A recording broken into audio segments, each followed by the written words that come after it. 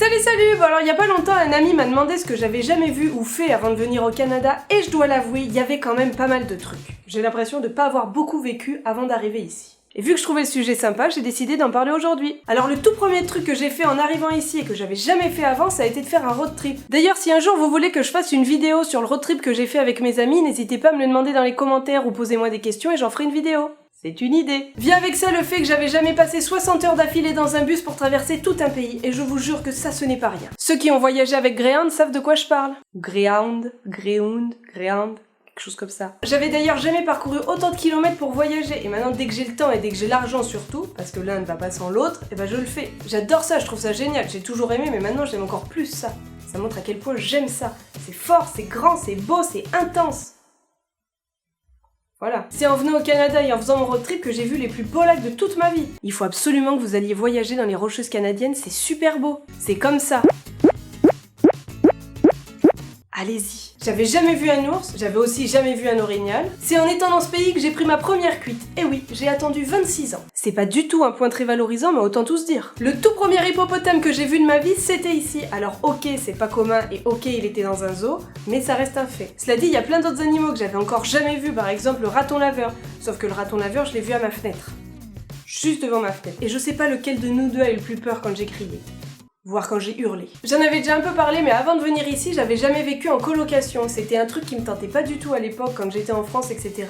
Mais ici, j'adore ça. J'avais aussi jamais vécu dans un pays qui a d'aussi grosses variations de température sur une année. On passe quand même d'un moins 40 en hiver à un plus 40 en été. Et je peux vous dire que 80 degrés d'écart, c'est beaucoup. Et là, je le sens qu'on est en été et qu'il fait chaud et qu'on n'est pas loin des 40 en ressenti.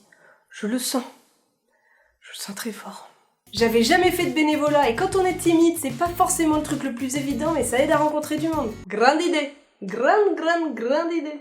Depuis que je suis ici, j'ai jamais acheté autant de vêtements, alors que c'est quand même une addiction qui me suit depuis très longtemps. Mais bon, après tout, faut s'habiller sur une variation de 80 degrés, donc ça excuse certaines choses. Ou alors moi, je cherche des excuses. Au choix. C'est en étant au Canada que j'ai parcouru le plus de kilomètres en vélo ou à pied. Quasiment 500 km en vélo l'année dernière, j'ai jamais eu des mollets aussi durs. Jamais. Il y a aussi le fait que je m'étais jamais dit une seule seconde avant d'arriver ici que je pourrais participer à un demi-marathon. Et je vous jure que je l'ai pas couru comme ça. T'as l'air ridicule. J'avais aussi jamais fait de glissade sur tube et à mes yeux c'est l'une des meilleures activités qu'on puisse faire l'hiver. Faut absolument que vous alliez essayer, c'est génial. Je me suis jamais autant fait piquer par les moustiques qu'en étant ici. Si vous allez dans un parc, équipez-vous parce que je vous jure que ça peut très vite vous gâcher un séjour. Très vite. Et ça en a gâché plus d'un. Y a que depuis que je suis au Canada que je regarde autant la météo. J'avais jamais autant passé de temps sur WhatsApp ou Skype.